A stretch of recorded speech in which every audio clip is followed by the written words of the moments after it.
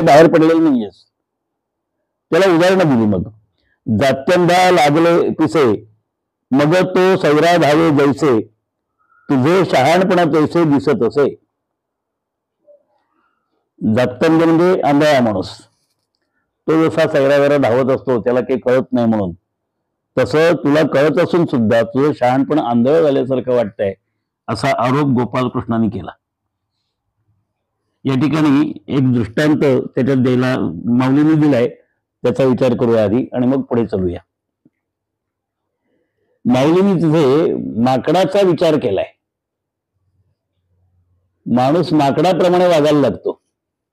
ते जसं सैरावैरा धावतं, काही वेळेला आधीचं मरकट त्यात मद्य प्याला अशी अवस्था आली की ती जी अवस्था असते तशा प्रकारच्या अवस्थेमध्ये जणू काही अर्जुन गेलाय असं भगवंताला म्हणायचंय. एक संस्कृत सुभाषित आहे या संदर्भातलं. मर्कटश्च सुरापानम मध्ये वृश्चिक दंशः तन्मध्ये भूतसंचारो यद्वा तद्वा भविष्यती. म्हणजे दारू पेलेल्या माकडाला विंचू चावला की ते जसं वाटेल तिथे उड्या मारेल नको तशा, आणि त्याच्यात भूतसंचार झाला की आणखीन बघायला नको. ती जी अवस्था आहे मनाची भरकटलेली अवस्था, तसा हा क्रोधरूपी किंवा अहंकार रूपी विंचू अर्जुनाला चावलाय. मायारूपी मद्य जणू काही त्यांनी प्यायलाय आणि त्या ह्याच्यामध्ये तो इतका सापडलाय की जणू त्याला योग्य काय अयोग्य काय हे कळत नाहीसं झालंय. आणि याचं एकमेव कारण म्हणजे इंद्रियांशी त्याचे विषय संयुक्त झालेत. तो असं अजूनही म्हणतोय की हे सगळे माझं आहेत, माझं कोण आणि माझं कोण नाही हा विचारच तो करायला तयार नाही. या अर्जुनाच्या अवस्थेतून अर्जुनाला बाहेर काढणं गरजेचं होतं, पण ते अजूनही होत नाही. भगवंत म्हणतात, हो कासा प्रत ऐसे झाले जे हे जन्ममृत्यू तुला सृजिले, आणि नाशू पावे नाशिले तुझे मी काही. म्हणजे अर्जुन असं समजतोय की मी मारणार आहे किंवा मला मारणार आहेत. आता हे सगळं मारणारा किंवा मरणारा ही अवस्था कधी प्राप्त होते, तर मुळात जन्माला असेल त्यावेळेला ही अवस्था प्राप्त होते. म्हणजे जो जन्माला आलाय त्याला मारणं कदाचित शक्य आहे, पण जो जन्मालाच आला नाही त्याला मारणार कसं. आणि म्हणून जन्ममृत्यू ही आपली मनाची कल्पना आहे. प्रत्यक्षात जन्ममृत्यूचं काहीही अस्तित्वच नाहीये. हा विषय आणखीन थोडा पुढे करायचा आहे, म्हणून आता त्या विषयाला जरा बाजूला ठेवतो, जन्ममृत्यू म्हणजे काय या विषयाला, आणि पुढे सरकतो. तू भ्रमलेपणे अहंकृती यासी धातू न धरीसी चित्ती, तरी सांगे काही येती चिरंतन. आता अर्जुनाला हा जो भ्रम निर्माण झालाय त्या भ्रमाचा परिणाम म्हणून मी करता असं तो समजतोय, आणि हे सगळे माझ्यामुळे मरणार आहेत या भूमिकेमध्ये तो शिरलाय. त्या भूमिकेतून त्याला बाहेर काढायचं आहे. आणि म्हणून आता कृष्ण त्याला पुढे सांगतात, यंही न देथे अंते ते पुरुषम पुरुषर्षभ समदुःख सुखम दूरम सोमृतत्वाय कल्पते. हे अर्जुना, सुख आणि दुःख या ज्या दोन वेगवेगळ्या अवस्था आपण मानतो, या दोन्ही अवस्था आपल्या इंद्रियांशी निगडीत आहेत, भोगासक्त जीवनाशी निगडीत आहेत. जो माणूस सुखाने किंवा दुःखाने विचलित होत नाही, जो स्थिर आहे, त्या स्थिर असणाऱ्या माणसालाच मोक्ष म्हणजे काय याची जाणीव होऊ शकते, किंवा मोक्षाला योग्य होण्यासाठी या गोष्टींची गरज आहे. आपण अथर्वशीर्ष म्हणताना एक मंगलाचरण म्हणतो, आपल्याला सगळ्यांना माहिती आहे. ओम भद्रम कर्णैः शृणुयाम देवा भद्रम पश्येमाक्षभिर्यजत्रा स्थिररंगस्तुष्टुवांस्तस्तनुभिर्वेशम देवैतम यदायु. हे जे आहे मंगलाचरण, त्याच्यामध्ये स्थिररंगस्तुष्टुवांस्तस्त म्हणजे अंग स्थिर करणं. आता अंग स्थिर करणं म्हणजे काय? योगशास्त्रामध्ये तिसरं जे सूत्र आहे अष्टांग योगातलं, त्याच्यामध्ये स्थिर सुखम आसनम असं म्हटलंय. म्हणजे आसन हे स्थिर असलं पाहिजे. आता शरीर कदाचित स्थिर असेल, पण मनवा चहू दिशी फिरे वो राम सुमिरन नाही, असं कबीरजी म्हणाले. म्हणजे नुसतं शरीर स्थिर असून चालणार नाही, त्याच्याबरोबर मन सुद्धा स्थिर असायला पाहिजे. म्हणजे मन स्थिर करायचं असेल तर काय करावं लागेल? अष्टांग योगामध्ये यम आणि नियमांचा विचार केलाय. पहिले यम सांगितलेत 5. अहिंसा सत्यमस्थेय ब्रह्मचर्य अपरिग्रह यमाहा. म्हणजे अहिंसा, सत्य, अस्तेय, ब्रह्मचर्य आणि अपरिग्रह हे 5 यम आहेत. अधिक स्पष्टीकरण पुढे आपल्याला करायचंय. 5 नियम आहेत. शौच संतोष तपस्वाध्याय ईश्वर परिधानानी विषया. शौच म्हणजे पावित्र्य. आता पावित्र्य या शब्दाचा अर्थ किंवा पवित्र या शब्दाचा अर्थ आपण वेगळ्या पातळीवर करतो. म्हणजे स्नान केलं की आपण पवित्र झालो असं आपण म्हणतो, शुद्ध झालो असं आपण मानतो. पण पवित्र या शब्दाची फोड केल्यानंतर पवात्रायते इति पवित्र हा, म्हणजे अग्नीपासून आपल्याला तारून देणारा जो आहे त्याला पावित्र्य असं म्हणतात. आता आपण जो पवित्र शब्दाचा अर्थ करतो तो आणि अध्यात्मिक क्षेत्रातला असणारा पवनात्रायते इति पवित्र असा, म्हणजे अग्नीपासून जो आपलं रक्षण करतो, पावकापासून जो आपलं रक्षण करतो त्याला पावित्र्य असं म्हणायचं. आणि हे पावित्र्य जर प्रसाद्य झालं तर खऱ्या अर्थाने आपण पवित्र झालो किंवा शुद्धी त्याला म्हणतात. व्यवहारामध्ये असे अनेक प्रश्न आपल्या समोर निर्माण होतात. हातपाय धुतले, स्नान केलं की झालो पवित्र, असं होत नाही. बाह्यशुद्धी होईल कदाचित, पण बाह्यशुद्धी म्हणजे पवित्रता नव्हे. म्हणून याच्यामध्ये शौचाचा विचार करताना, शौच म्हणजे पावित्र्य, त्याचा विचार करताना अंतरशुद्धी महत्वाची आहे. आणि अंतरशुद्धी त्याच वेळेला होऊ शकते ज्या वेळेला विषयांपासून आपण अलिप्त व्हायला लागतो, तोपर्यंत अंतरशुद्धी होत नाही. म्हणून त्याच्या पुढचे जे विषय आहेत तेही महत्वाचे आहेत. आत्मषटकामध्ये जसं शंकराचार्य म्हणाले की चिदानंद रूप शिवम शिवम, पण त्याच्या आधी काय, आकाश म्हणजे मी नव्हे, वायू म्हणजे मी नव्हे, असं सगळं सांगितलं त्यांनी. मनोबुद्ध अहंकार चित्तानिनाम न च श्रोत्र जिह्वे न च घ्राण नेत्रे न च व्योम भूमिर न तेजो न वायू चिदानंद रूप शिवोहम शिवोहम. या सगळ्यांच्या पलीकडे जे रूप आहे त्याला शिवस्वरूप म्हणतात. ते शिवस्वरूप म्हणजे मी आहे. ही जोपर्यंत भावना मनात जागृत होत नाही तोपर्यंत अंतरशुद्धीचा विचार करता येत नाही. म्हणून शौच हा एक त्यातला भाग. दुसरा संतोष, अतिशय अवघड असणारी गोष्ट. संतोषाला आपण अलीकडे मराठीत समाधान असं म्हणतो. मग आपल्याला खरंच एखाद्या गोष्टीचं समाधान मिळतं का? मनाची अस्वस्थता असेल, मनामध्ये असुरक्षता असेल, मनामध्ये अशांतता असेल तर कधीही आपल्याला संतोषाची प्राप्ती होणार नाही. म्हणजे अल्पसंतुष्टता हा आणखीन वेगळा भाग आहे. पोटभर जेवल्यानंतर सुद्धा आपल्याला संतुष्ट झाल्यासारखं वाटत नाही. आपल्याला हवी ती गोष्ट मिळाल्यानंतर सुद्धा संतुष्टता वाटत नाही, कारण त्या गोष्टी आपल्याला पुन्हा पुन्हा हव्या असतात. पुन्हा पुन्हा मला ते मिळालं पाहिजे अशा प्रकारचा एक वेगळा विचार आपल्या मनात शिरतो. म्हणून संतुष्टता असली पाहिजे. जोपर्यंत संतुष्टता प्राप्त होणार नाही तोपर्यंत आसन स्थिर होणार नाही. त्यानंतर पुढचा मुद्दा आहे तो तप. तपाचे बरेच प्रकार आहेत, आपल्याला पुढे पाहायचे ते. तपश्चर्याचा अर्थ थोडी कर्म करणं. स्वाध्याय म्हणजे अभ्यास. ज्या मार्गाने जायचंय त्या मार्गामध्ये विविध प्रकारच्या गोष्टींचा अभ्यास करावा लागतो. इंद्रियांचं दमन करायचं असेल तरी अभ्यास करायचा आहे, इंद्रियांचं शमन करायचं असेल तरी अभ्यास करायचा आहे. आणि शेवटचा ईश्वर प्रणिधानानी नियम, म्हणजे ईश्वरावर पूर्ण श्रद्धा असणं. अवघडच इथेच आहे. ईश्वरावर श्रद्धा आहे पण पूर्ण श्रद्धा आहे का? देईल माझा हरी तर असेल माझा हरी तर देईल खाटल्यावरी असं तोंडाने म्हणणारे माणसं प्रत्यक्षात ईश्वरावर श्रद्धा ठेवतात का? या प्रश्नाचं उत्तर बरंचसं नकारात्मक आहे असं आपल्याला चित्र दिसेल.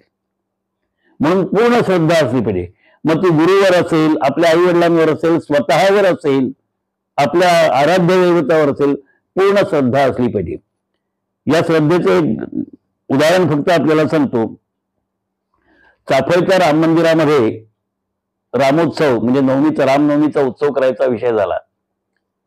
समर्थांनी कामाचं वाटप केलं. कामाचं वाटप करताना अक्का स्वामी आणि बरोबरचे बाकीचे शिष्य होते त्यांना भिक्षा गोळा करायला सांगितली आणि तिथली मठातली व्यवस्था म्हणजे मंदिरातली संपूर्ण व्यवस्था वेणा स्वामींवर टाकली. वेणा स्वामींना त्यावेळेला ज्वर आला होता म्हणजे ताप आला होता. पण सांगितलेलं गुरुनी सांगितलेलं करण्याचे केलं पाहिजे, आज्ञापालन. त्याप्रमाणे अक्का स्वामी निघाल्या. वेणा स्वामींना ताप भरलेला आहे, काही करता येत नाही अशी अवस्था. त्या खुरडत खुरडत त्या रामरायाच्या मूर्ती समोर आल्या. तिथे त्यांनी आपली अवस्था रामाला सांगायला सुरुवात केली. पण ती सांगण्यापूर्वी त्यांनी काय केलं, आपल्या नेसूच्या लुगड्याने तिथे जो खांब होता त्या खांबाला स्वतःला बांधून घेतलं. कारण त्राण नव्हते, उभं राहता येत नव्हतं, बसता येत नव्हतं, धड कधी पडतील सांगता येत नव्हतं, म्हणून बांधून घेतलं. बांधून घेतल्यानंतर त्या लोंबकळच्या पाय उचलले गेले, मान खाली, पाय थोडेसे वरती, असं त्या अर्धवट टांगल्यासारखी त्यांची अवस्था आली. आणि त्यांनी रामरायाला गाणं म्हणजे आळवणी करायला सुरुवात केली. असं म्हणतात की त्यांचं ते सगळं पाहिलं, करुणार्द्र अवस्था निर्माण झाली रामरायाच्या मूर्तीमध्ये आणि मूर्तीच्या डोळ्यातून अश्रू यायला लागले. त्यावेळेला सीतामाईंनी विचारलं, तुमच्या भक्ताची अवस्था पहा आणि काय चालवलं तुम्ही जा त्यांच्या मदतीला. तेव्हा रामप्रभू म्हणतात, पण ती स्त्री आहे, मी पुरुष आहे. तर सीतामाईंनी विचारलं, तुम्हाला ते रूप धारण करता येत नाहीत का? तेव्हा जा पाहू. आणि मग रामाबाईचं रूप घेऊन प्रभू रामचंद्र तिथे आले. त्यांनी तिचं पथ्यपाणी केलं, वेणा स्वामींचं सगळी व्यवस्था केली, मठाची औषध पाणी दिलं तिला. आणि ज्यावेळेला अक्का स्वामी वगैरे भिक्षा मागत मागत शिराळ्याला गेले तेव्हा अक्का स्वामींना जाणवलं की वेणा तिथे एकटीच आहे, आजारी अवस्थेत. आपण तिची काहीही व्यवस्था केली नाही, गावातल्या कोणालाही सांगितलं नाही, आपण तसेच निघून आलो. आता काय अवस्था असेल तिची. म्हणून तिथलं काम उरकून त्या झपझप झपझप पुढे आल्या. त्यांना वाटलं होतं आता वेणीचं काही खरं नाहीये. आल्यावर बघितलं तर काय, ही अगदी ठणठणीत होती. त्यांनी विचारलं, काय ग तुझा ज्वर गेला का? कसा गेला? ती म्हणाली, तुम्हीच रामाबाईंना पाठवलं होतं. वेणा स्वामींना अक्का स्वामी विचारतात, मी पाठवलं? हो म्हणे, शिराळ्यावरनं तुम्ही पाठवलं, तुम्हाला याला उशीर होणार आहे म्हणून.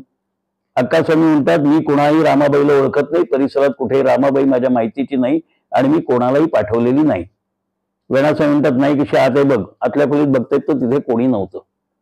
आणि मग अक्का स्वामी रडायला लागल्या की मीही तुझं रामा सगळं बघतेय, मी सगळं काम करते, सद्गुरूंच्या आज्ञेचं पालन करते, वेणीला राम दर्शन दिलंस पण मी अभागी आहे, मला राम दर्शन दिलं नाहीस. आणि मग त्या वेणीच्या मागे लागल्या की मला ती रामाबाई दाखव म्हणून. वेणा स्वामींचा अधिकार इतका मोठा होता की त्यांनी रामरायाला साकडं घातलं आणि मग अक्का स्वामींना त्याचं दर्शन झालं. ही जी काही अवस्था आहे, स्थिररंगस्तु ष्टुवांसत आणि ईश्वर प्रणिधानानी, म्हणजे ईश्वराबद्दल पूर्ण निष्ठा. पण ती पूर्ण निष्ठा होत असताना शरीरातले सगळे विकार बाजूला गेलेले आहेत. दोघींचंही त्याच्यावरचं त्या विषयावरचं काव्य आहे. अक्का गावा गेली म्हणून सुरुवात आहे ती यांची, सुरुवात आहे वेणा स्वामींची. आणि मग त्याच्यानंतर अक्का स्वामींनी त्याच्यावर काही त्यांचं म्हणणं आहे ते कवन केलेलं आहे. अक्का स्वामी देखील कीर्तन करत असत. सांगायचा मुद्दा असा आहे की त्या अवस्थेला जोपर्यंत जात नाही आपण, तोपर्यंत आपल्या मनात सुखदुःखांच्या बद्दल समानता असणार नाही. सुखाने कदाचित आनंद होईल, कदाचित दुःखाने दुःख होईल. त्या अवस्थेच्या पलीकडे आपल्याला जायला पाहिजे. म्हणून त्याला तुम्ही आता विशेषण वापरलंय पुरुषर्षभ. अर्जुनासाठी अरे तू पुरुष आहेस. इथे पुरुष म्हणजे नर आणि मादी पत्ल्यामधला पुरुष नव्हे. पुरुष म्हणजे आत्मरूपाशी एकरूप झालेला तू आहेस. तुला आत्मज्ञान झालेलं आहे असं वरवर पाहिलं तर वाटतं, कारण तू त्याच्या गोष्टी करत असतोस. आणि असं असताना ही तुझी अवस्था काय, जो दोन्ही अवस्थांमध्ये स्थिर असतो, चांगल्या अवस्थेमध्येही आणि वाईट अवस्थेमध्येही, ज्याच्या मनात कोणत्याही प्रकारची लहर उर्मी निर्माण होत नाही, तो पुरुषर्षभत्व आहे. तोच माणूस मोक्षाला योग्य होतो. साधक त्या अवस्थेला आल्याशिवाय त्याला मोक्षाची प्राप्ती नाही, किंबहुना तो मोक्षाला येतच नाही तोपर्यंत. हे अर्जुना, वास्तविक पाहता हे युद्ध जे चालायचं आहे, करायचंय तुला, त्या युद्धामध्ये तू जिंकलास तरी तुला लाभ आहे. लाभ कसला, तर सगळी भौतिक सुख तुला मिळणार आहेत. आणि हरलास तरी तुला लाभ आहे. लाभ कसला, क्षत्रियाला वीरमरण मिळणं म्हणजे त्याला स्वर्गप्राप्ती आहे.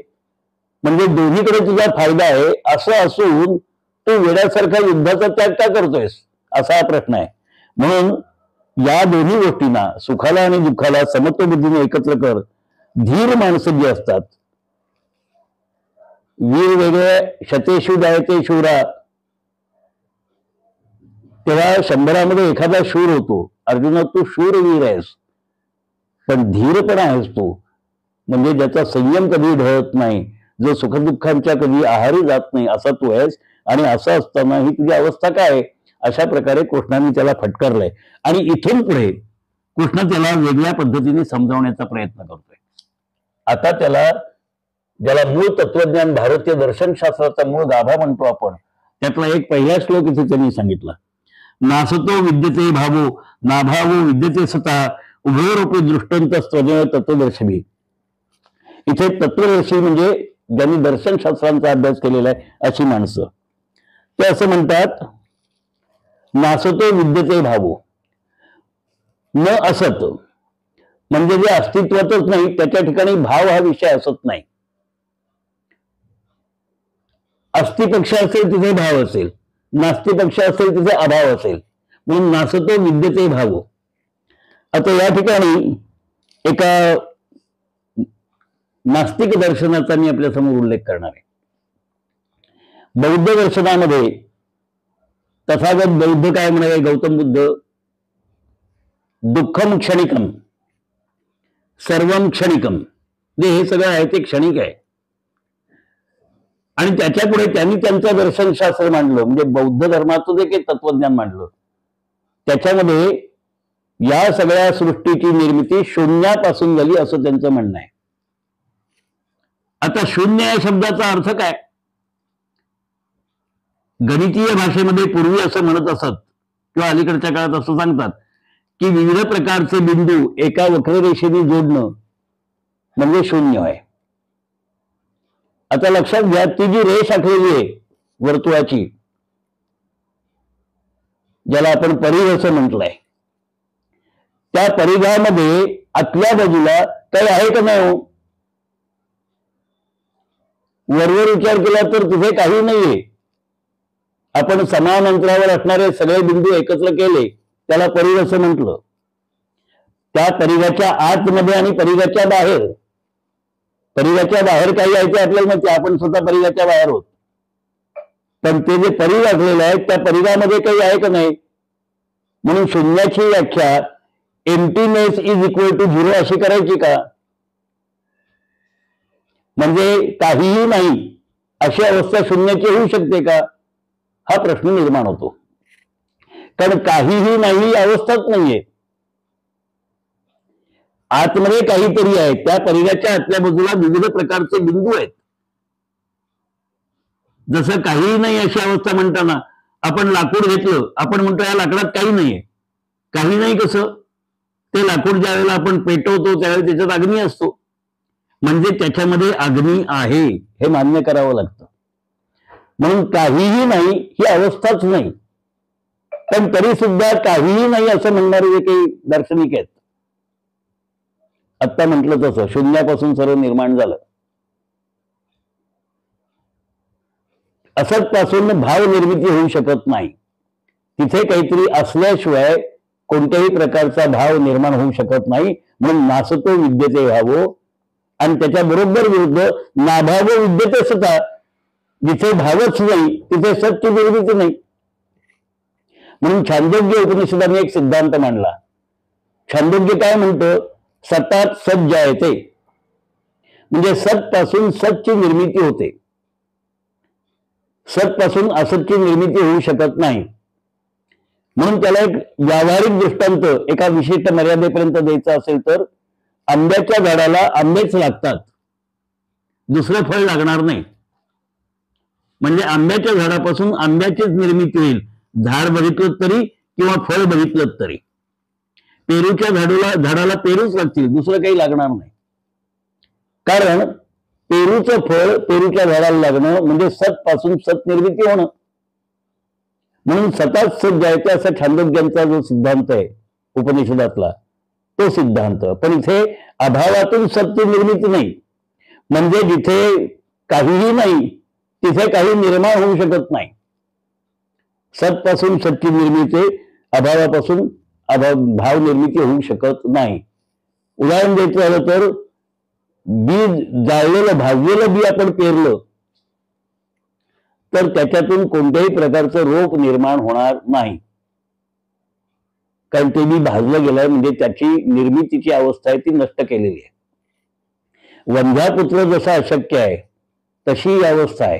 म्हणून नासतो विद्यते भावो नाभावो विद्यते सता, म्हणजे भावापासून अभाव आणि असतपासून सत असा विषय असू शकत नाही. एक काहीतरी असेल. जिथे असत आहे तिथे अभाव आहे आणि जिथे सत आहे तिथे भाव आहे. अर्जुना, हे सगळं तुला माहिती आहे, पण तरी सुद्धा तू असा विचार करतोयस, जे सत्य असतं त्याला असत्य समजतेस आणि जे असत्य आहे त्याला तू सत्य असं म्हणतोयस. आता इथे कदाचित एक दृष्टांत आपण स्वतःला समजावून सांगू शकाल. कदाचित म्हणण्याचं कारण थोडासा त्याचा अर्थ वेगळा आहे, पुढे आणखीन त्याचं स्पष्टीकरण करायचं आहे, पण तो दृष्टांत आपल्या समोर ठेवतो. जसं आद्य शंकराचार्यांनी ब्रह्मसूत्रावर टीका करताना रज्जू सर्प न्यायाचा विचार केला. रज्जू सर्प न्याय म्हणजे काय? तर अंधारामध्ये दोरी पडलेली आहे, पूर्ण अंधार नाहीये, कुठेतरी बारीकशी प्रकाशाची तिरीप तिथे येते. ती दोरी पाहिल्यानंतर बघणाऱ्याच्या मनात एकदम भय निर्माण झालं. त्याला असं वाटलं की इथे साप आहे, आणि मग त्यांनी काय केलं, आरडाओरडा केला. जवळ काही काठी वगैरे मिळाली तर घेतली आणि त्याला झोडपलं. हे सगळं चालू असताना एका माणसाच्या लक्षात आलं की अंधारामुळे नीट दिसत नाहीये, तर ते पळून जाऊ नये, जनावर पळून जाऊ नये म्हणून त्यांनी उजेड निर्माण केला, तिथे दिवा लावला. आणि मग दिवा लावल्यानंतर सगळ्यांच्या असं लक्षात आलं की आपण साप म्हणून ज्याला धोपटत होतो ती दोरी आहे की तो साप नाहीच आहे. म्हणून त्याला रज्जू सर्प न्याय असं म्हटलंय.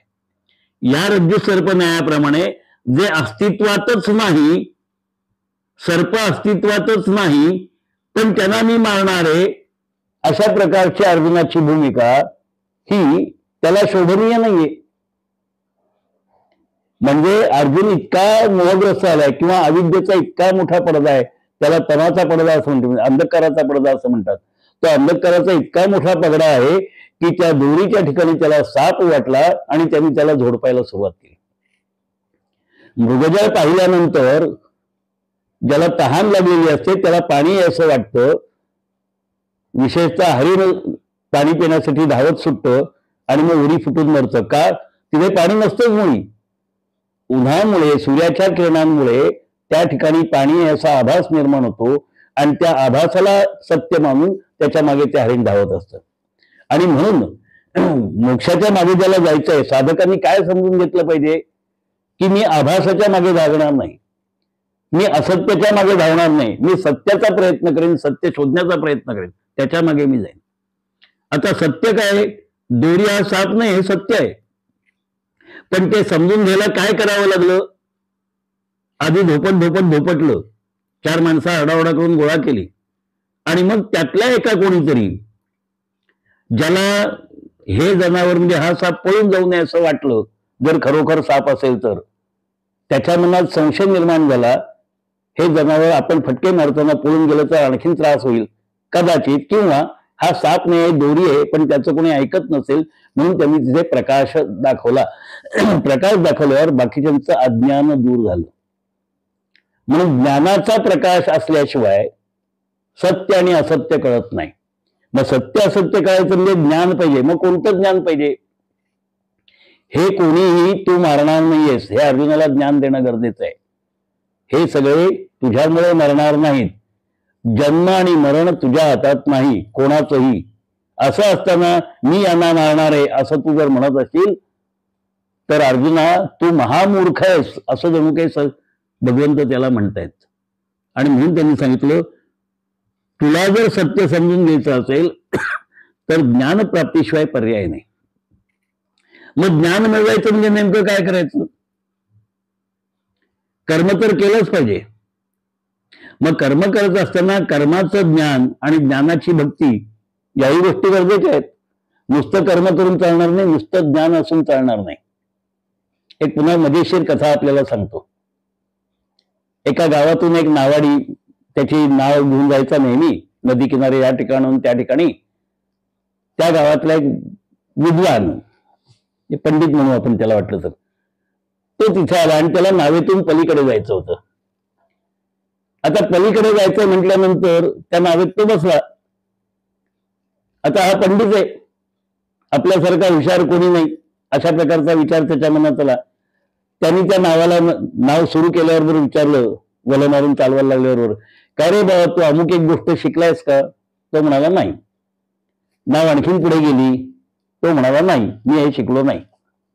नाव आणखीन पुढे गेली, हा पुन्हा पुन्हा त्याला विचारतो, तू हे शिकलास का, तू ते शिकलास का, तू ते शिकलास का? जसं पूर्वीच्या काळी मुलगी दाखवायला आणली की तुला जेवण करता येतं का, पहिला प्रश्न. मग तुला बोलता येतं का, तुला नीट चालता येतं का? आता ती मुलगी समोर चालत आलेली ती दिसते, पण नीट चालता येतं का असा प्रश्न विचारणं हे खरं अयोग्य होतं, पण ते चालायचं. आता ते का चालायचं याच्या खोलात मी जात नाही.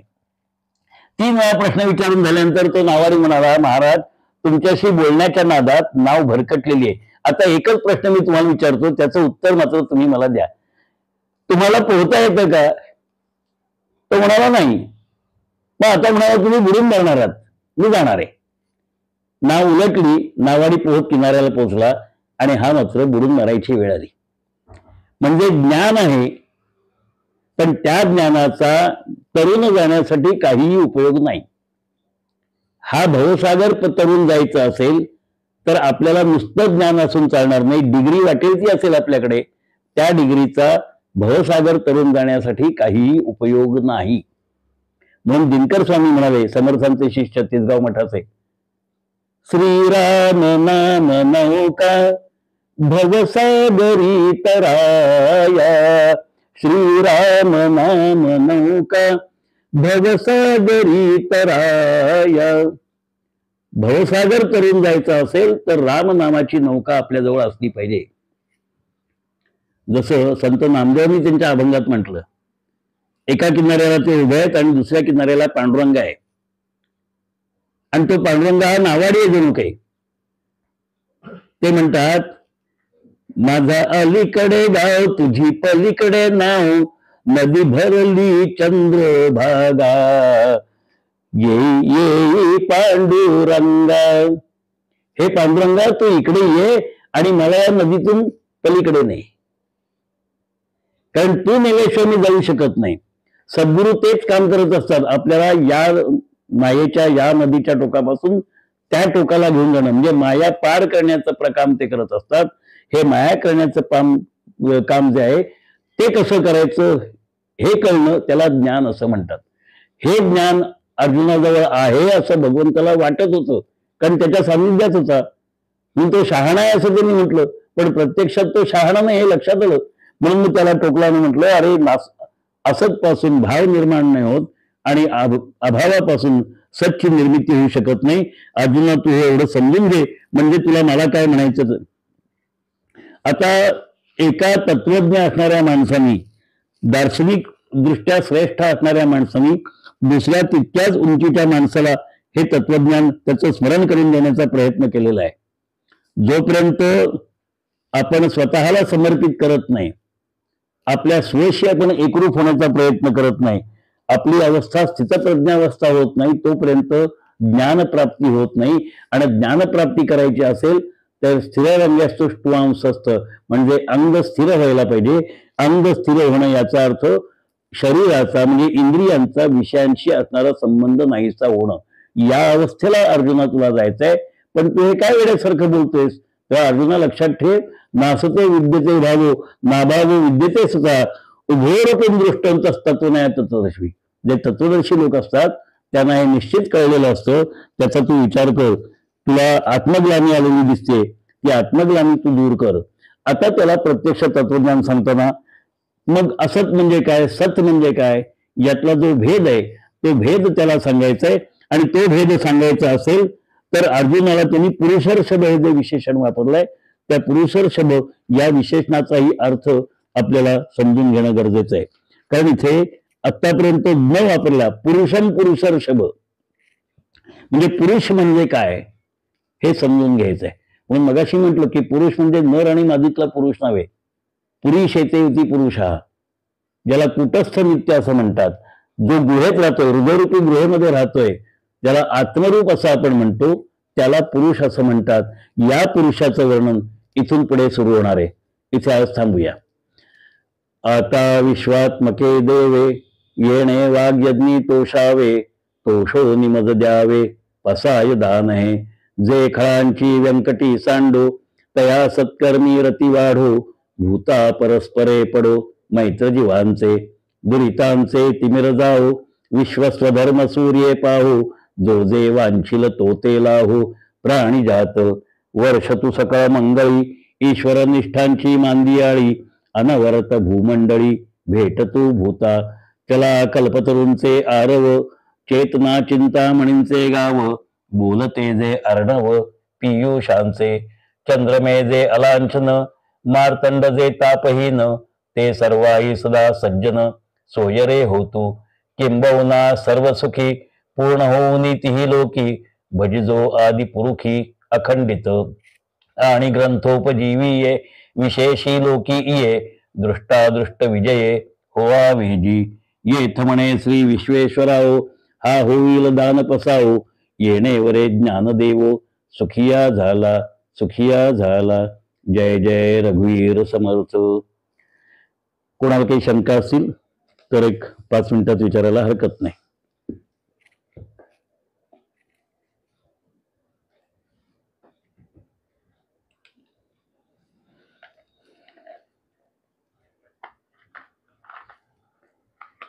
आहे काही प्रश्न कोणाचा?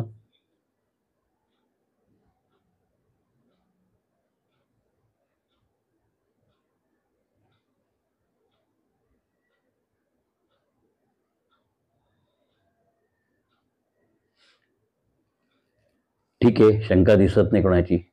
जय जय रघुवीर समर्थ.